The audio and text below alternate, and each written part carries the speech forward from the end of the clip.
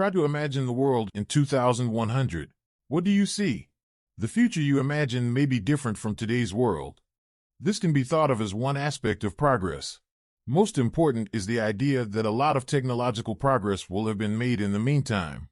You imagine a future full of advanced products and services, such as superfast airplanes, silent and driverless cars, computer monitors so thin you can barely see them. This is known as horizontal progress and is based on referencing existing ideas and innovations. But if you want to be truly innovative, horizontal progress is not enough. You must aim for vertical progress by creating a completely new technology or method. The invention of the smartphone was the result of vertical progress. We went from a world without smartphones to a world with smartphones. The distribution to new markets in developing countries is a horizontal progression. Companies are just expanding what already exists. To be successful, we need to see the world differently. This is where Peter Thiel's idea of going from 0 to 1 comes in. Peter Andreas Thiel is a German-American billionaire entrepreneur with a net worth of nearly $10 billion.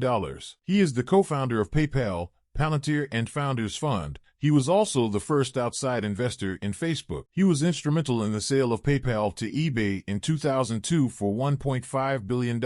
After the sale, Thiel founded companies such as LinkedIn and YouTube with the team members he personally hired and advised at PayPal. We can say that these billion-dollar companies have changed the way we use the internet. Thiel's best-selling book 0 to 1 is a great perspective on startups and how to build the future. The book is based on a series of lectures Thiel gave at Stanford University. Even if you're not an entrepreneur, it's worth checking out his perspective. In essence, Thiel offers important insights on the path to success beyond startups. Stop relying on good luck. Success is the product of focus and determination. This statement from the book is worth thinking about. Instead of worrying about how we can do what is available, we should think about what we can do but haven't yet done, the author says. Imagine a coordinate system. The x-axis represents horizontal progress, development, and replication, a transition from 1 to 2, from 3 to 4, or in mathematical terms, from 1 to n. The y-axis represents vertical progression, moving from nothing to something or from 0 to 1. Vertical progression is more difficult to achieve than horizontal progression because you have to think of something that doesn't exist yet and will fulfill a future need. You have to anticipate the future,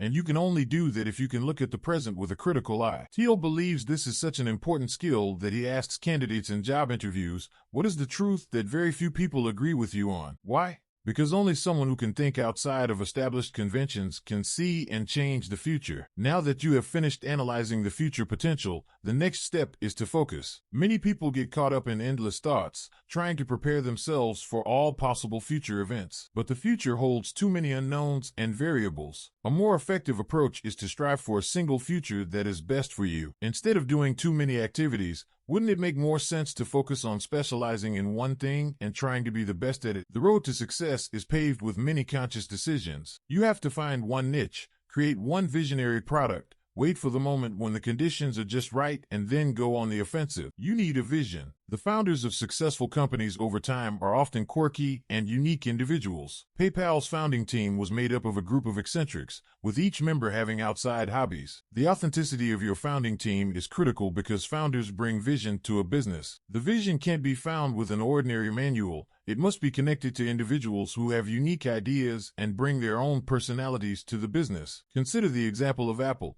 The company started as a small, innovative firm, but as it grew in popularity, Apple began hiring more and more executives. In 1985, we fired founder Steve Jobs, and the company became soulless. Jobs' return in 1997 radically transformed the company with his vision of the personal computer. In 2001, he introduced the iPod, boosting the company's success. Today, Apple's success is due to Jobs' original vision and planning. This success story shows that even a strong company needs the freedom and vision of its founder to perform at a high level. You need a secret. It's common to get discouraged in the pursuit of vertical progress, but there are still undiscovered secrets in the world. One of my favorite sentences that stands out in the book is this: technology is the energy source of the 21st century. The most valuable secret for technology companies is to have superior technology to their competitors. For example, Hewlett-Packard's success in the 1990s was driven by innovative products. But in the 2000s, the company's value have due to management conflicts and reduced investment in technology. This emphasizes the importance of consistently focusing on superior technology to stay ahead in a competitive market. You have to be persistent.